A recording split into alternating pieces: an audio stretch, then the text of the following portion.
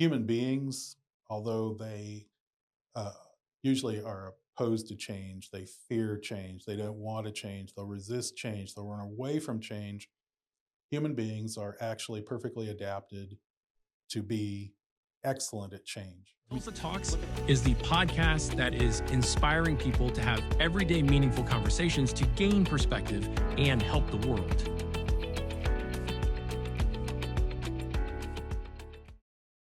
Welcome to Tulsa Talks. We have Walt Hansman today, and he's going to talk about social services and community programs. Welcome to the podcast. Thanks, Greg.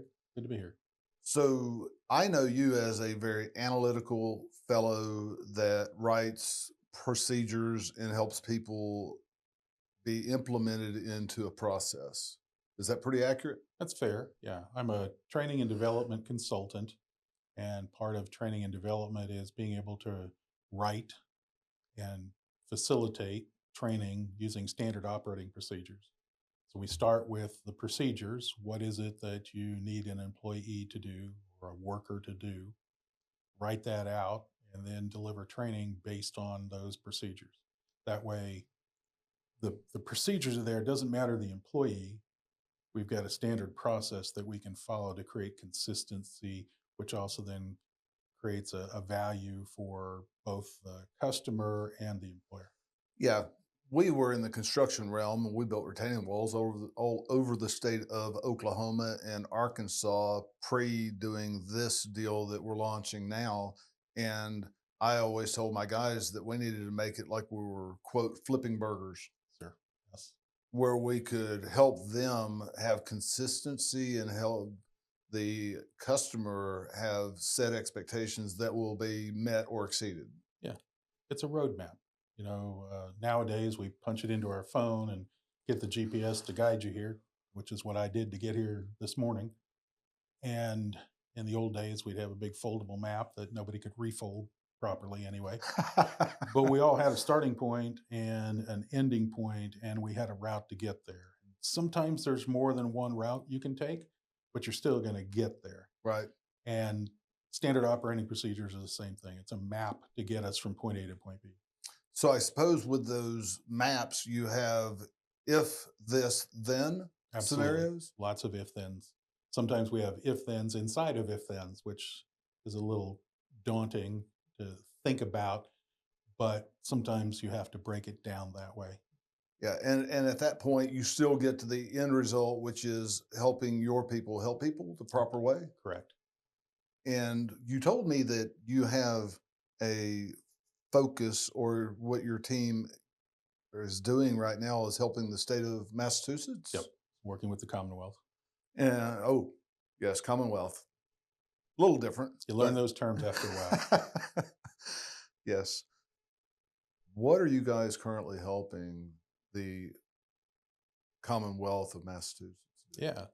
So back in 2018, 2019, the Commonwealth decided to implement a paid family and medical leave program.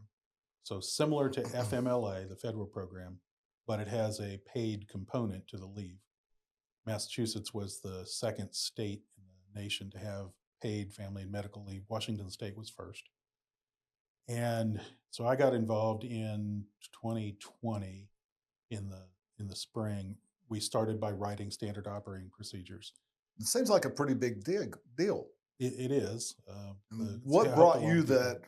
What brought you to that level of being able to do that for the Commonwealth? I'm a subcontractor for Zealous Consulting, and they're Massachusetts based. I started working with them as a independent contractor 11 years ago.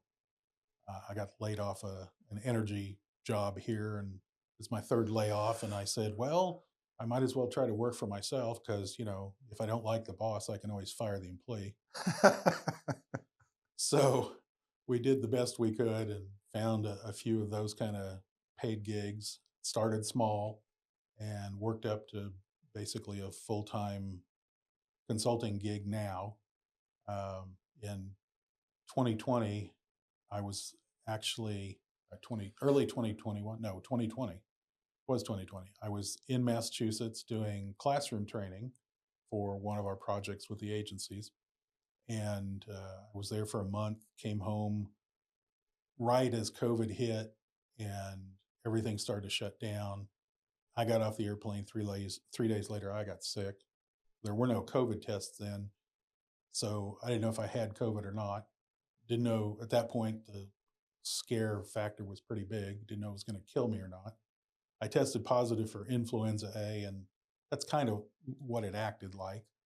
So they treated it that way, and I got over it in about a week.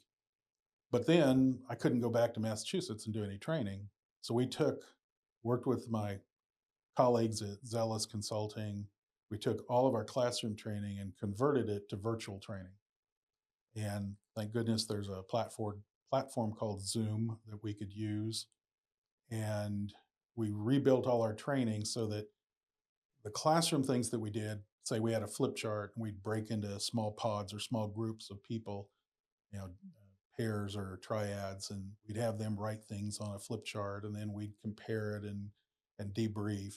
Well, we had to do that virtually, which, What a growing process. yeah, with breakout rooms, we can do almost anything like that. And whiteboards give us the flip chart element. So we put all that together, reintroduced everything, and began virtual training in July or August of 2020 to get these agents ready for the paid family and medical leave launch, which was January 1st of 2021. What was the emotional energy level like during this writing of all of this documentation? Well, it was daunting to try to think about classroom training where you've got students sitting in front of you and translate that to you're sitting in one place, they're sitting somewhere else. And I'm doing all my training from Oklahoma, and all of my students are across Massachusetts working from home. So it's a whole different thought process. Eventually, we've got it down really, really good. Yeah. How was And the launch? launch went well. We actually did a mini launch in December of 2020 with just one form of paid leave, and we called it bonding for natural childbirth. Yeah. So a birth parent that was going to take time off to bond with the child after birth, we started that kind of to test the agents and test the systems, make sure everything was working. And then we went full kickoff in January 1st. It was really exciting. I remember we were a few weeks in before we had an application that we could approve. And we got everybody on Zoom and we watched somebody click through the claim system and actually get to the point where they could click approve on a claim. And it was pretty exciting. So somebody had applied for it, and then the agent was going through your system that you helped build. Correct. And you guys got to watch that agent go through the system and approve somebody. Yeah. How rewarding is that That to was, help somebody have that bonding time with their family, with the newborn baby? yeah, that was a big deal. Yeah. I can imagine. Yeah. And the paid component of it is nice. It pays a percentage of their salary, similar to, I guess, an unemployment type process. I don't remember the exact percentages, and they change annually based on salary in the Commonwealth. The Department of not Department of Labor, one of the departments, DOR, Department of Revenue. I have to remember all my departments. Sure. Department of Revenue does an annual salary survey and figures out what's the average in the Commonwealth, and then based on that, they come up with percentages. So it's a nice component. It gives people who have to take either medical leave or family leave, gives them an opportunity to have a little bit of income Yeah. while they're off, as Yeah. opposed to the Federal Family and Medical Leave Act, which is very valuable because it offers job protection, but there's no payment component to it. Right. So what kind of choice do average Americans that have less than $500 in the bank and have a negative asset base, how much of a choice is that for them to take time off work, not paid? Not much of a choice. Right. I mean, it's a difficult choice at least. Yeah, almost a Sophie's choice. You really have to think about your situation. Can you afford to take the time off without pay to care for a family member or to bond with a newborn or an adopted child, for example? Or if you have your own medical condition where you can't work and you need time to rehabilitate, or it's a medical condition that we have what we call intermittent leave. Say you've got a medical condition where you suffer from migraines. I have migraines. Yeah, I I have never family know. members with migraines. Yeah, I never know when they're going to hit, Right. but when they hit, I'm pretty much not worth anything. I can't work. Yeah, And for I days at a can't time function. sometimes. Sometimes, yeah. So with the intermittent leave, you got a migraine, you're approved to be able to take that time off and be paid for that day or days where you had the migraine. Um, similar to if you had cancer and you had regular appointments where you had to go in for chemotherapy, which would take you out of work for a full day or more Or as you're more. recovering. Most people, after they've taken chemotherapy, feel horrible. Right. Really So drags you down. yeah. So, working with healthcare providers, they obviously know how people react and what their abilities to work might be. So they approve the leave for whatever period of time is necessary for that individual to be able to return to work. That's great. And when you were making these processes and procedures and helping these people receive this things, what did that actually look like when you were working that out? Do you have like a base format that you want to get from to, like we were talking about, and then you have titles and subtitles from there? Yeah, very, very much so. We literally created some templates we have two primary tools we use: standard operating procedures and then knowledge base articles or job aids. The job aids then will help contribute to getting the standard operating procedures completed. And depending on what activity we're doing, if it's say a contact center agent, and their job is to help a caller with general questions about the program, we have a standard operating procedure for that. And yes, there's an opening phrase we use: "Thank you for calling the Department of Family and Medical Leave. My name is Walt. How can I help you?" Simple as that. Yeah. And then, asking the leading questions. We train the employees to be inquisitive, to ask the questions, and get the caller to restate what their callers don't know what they really need.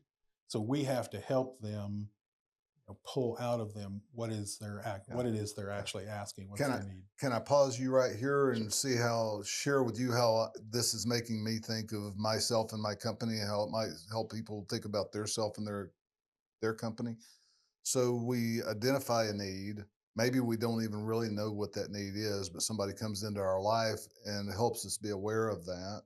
And then we can build out a structured manual, or have a structured manual that will help us walk us through getting the answers to that question. Absolutely. And most standard operating procedures are living entities, constantly being revised. If there's a change in a system, a different step or a change in our case, if the legislature in the Commonwealth changes the law slightly, maybe it's an eligibility law or the amount of benefit or the amount of contribution that the employer makes, we have to go edit our standard operating procedures. And then we schedule training on a regular basis for the agents. Say, here's an update. We call it upskilling. Yeah. Here's an update on a process or procedure that you already know, but this has changed. Right. So when we receive that into our life, the question that we didn't even know existed, possibly, or we're looking for the answer to one that's been hitting us for a long time, maybe we can help ourselves by making this operating manual, or maybe find an operating manual for our life that's worth having, which mine happens to be the Bible. Yep. And we can look into that, whatever that is, for ourselves, and we can know that things are going to be changing in our lives, and things are going to be needing to be adjusted. And with this, we can update our understanding of whatever that meant at that time, so that we can process life and we can continue moving forward. Is that kind Absolutely. of like that? Yeah. I mean, the only constant in life is change. We ought to be used to it. And actually, my opinion is that human beings although they uh, usually are opposed to change, they fear change, they don't want to change, they'll resist change, they'll run away from change. Human beings are actually perfectly adapted to be excellent at change. I mean, look at our experience, right? We come out of the womb, can't That's do traumatic. can't do anything. Right, there's a change for you. Can't do anything. We can't roll over, we can't crawl, we can't speak. We can cry a little bit when we think we want something. We go through that whole process of change, rolling over, learning to crawl, learning to walk. As you move through life, that first day of school, remember when you left your parents and went to school that first day? Yeah, I think I probably cried. I did too. That's traumatic change. You know, as you continue on, before you ever drove a car, you've never driven a car. That's big change. Ask someone to marry you. That's big change. Have children. That's big change. We're perfectly adapted to be able to work with change. But in the business world, people are fearful of change. And part of it is they're fearful of failure.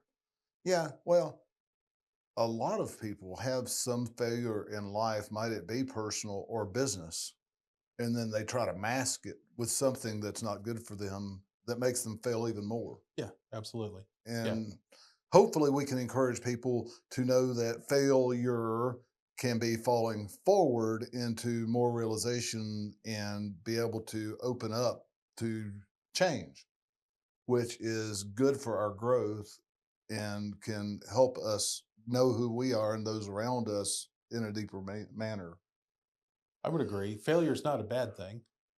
You know, it leads to success eventually. If you continue, You have unless to, you you hit the can't destroy stop. me button, destroy me button, destroy me button, Right. and you never get over hitting that destroy me button. That's correct. Yeah. You have to understand. I tell people, um, I'm pretty confident I don't make the same mistake twice, but I am a real creative person and I make brand new mistakes, and some of them are really big, but I learn from them.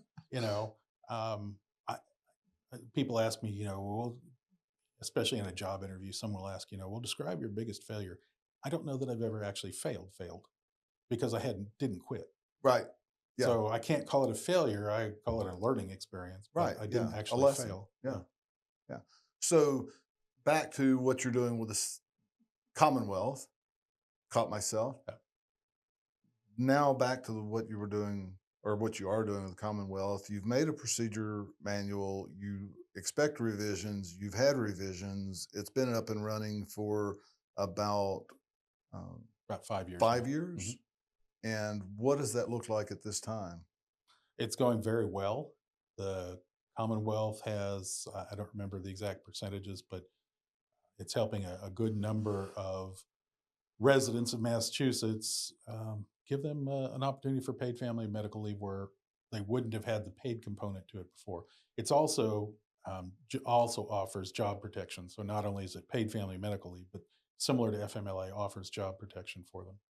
So they can take up to 26 weeks of leave per benefit year. And a benefit year would start with their first instant of leave and run for 12 months. Then, once that 12 months is done, they would restart a new benefit year with the next claim, which might not come for 6 months, might not come for 5 years. Could be a medical leave need, could be a family caring leave because they have a family member, say, who has Parkinson's and needs care, constant care. The employee then could take leave to care for their immediate family member. Sounds like a beautiful thing. It seems to work pretty well. There's been in the U.S. legislature a bill to make a paid family and leave component. I don't know if it's creating something as a component to family and medical leave or it's a separate entity, but I know they've discussed it for several years. It hasn't gone very far. And so several of the states have taken it upon themselves to begin to offer paid family and medical leave. Washington State was the first, Massachusetts was second. There's several now that have a paid family and medical leave program. Maine is in their real early stages of it. They're working with employers. They're doing the contributions part where an employer makes a contribution, the employee makes a smaller percentage contribution, and they're building the funds so that they can actually go live and begin offering it to employees in Maine. Oklahoma has some pending legislation for a paid family and medical leave. It's been there for a couple of years, hasn't gone very far yet, but you never know. I think as more states adopt paid family and medical leave, it becomes more the norm. I think you may see a Mass state like adoption. Oklahoma will adopt it, especially if the federal government doesn't take any action on it. Right. Yeah. Yeah. If the federal's not going to take action, then the individual states might very well do Well, so. and that's that's kind of how the Constitution was designed, right? It shouldn't be the federal government having to take care of it. It should be up to the states because that's how the Constitution was written. States' rights, they have the right to do what they want to within the bounds of the Constitution. So if we want to help the residents of Oklahoma with this benefit, then let's do paid family and medical leave. What what are the similarities that you've seen between the states, or do you even have that information? Um, a little bit of it. Their guidelines are pretty similar. They have a lower age limit. You have to be at least 18 years old. It's all based on contributions from the employer and the employee. So similar to unemployment components or Social Security components, where the employer and the employee are both contributing to it. They build up their fund, and then they can begin offering the leave.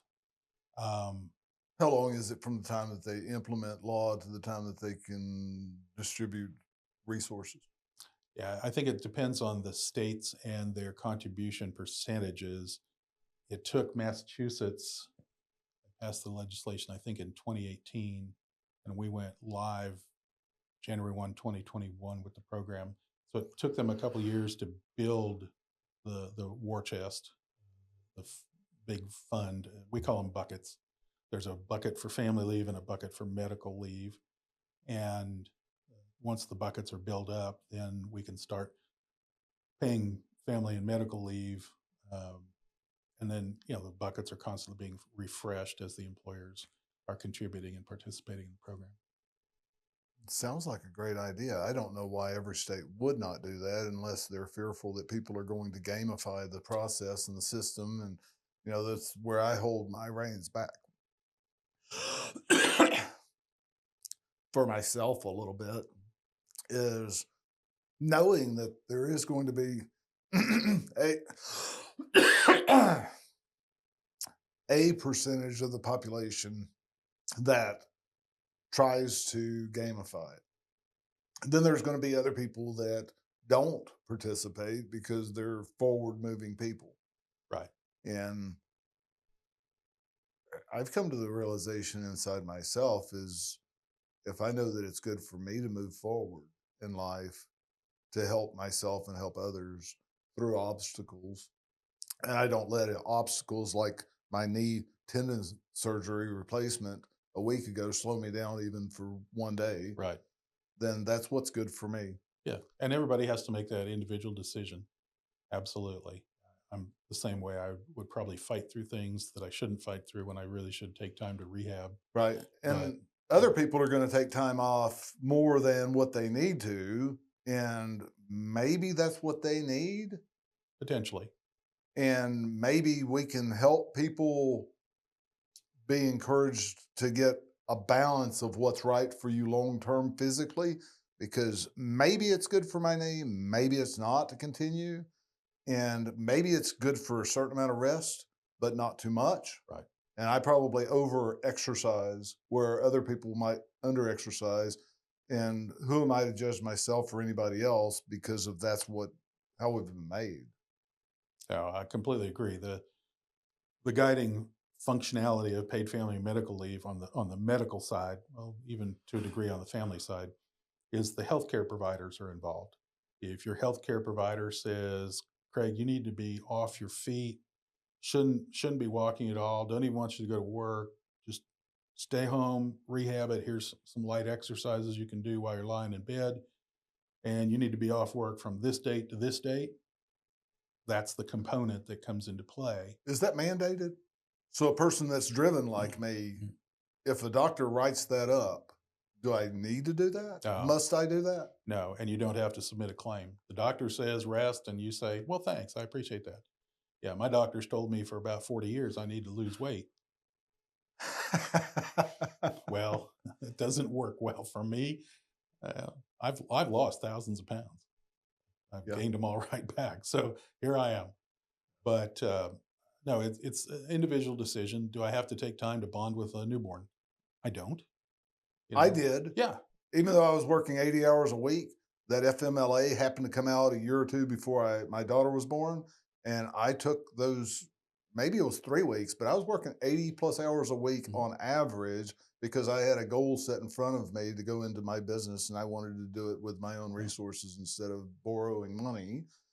And that was important enough for me to take money and put it to the side for bonding with my daughter for 2 weeks when she was Yeah. So in doing that, FMLA is unpaid protected leave. born. Right. So you took a pretty big financial hit not getting paid for that time period where you're bonding, because the bonding is important for everyone. Ultra for me. Absolutely. Everybody's, different with the kids. When our kids were born, I was traveling a lot, and I trained in 49 states and 7 countries. So I did a lot of airports and a lot of training. And people say, "Have you seen a lot?" No, I've seen the airport, the trip to the hotel, the classroom, the trip to the hotel, the airport, and back home. Hmm. Didn't get to see a lot, Yeah, but I've I've went been to a there. lot of conventions in the past when we were in the landscape contracting realm, and yeah, we saw the airport and the convention center. Yeah, exactly. But if you had had an option to receive even a portion of your salary while you were taking that leave, that helps a little bit, helps pay those bills that they don't stop when you take leave, the medical leave, the family leave.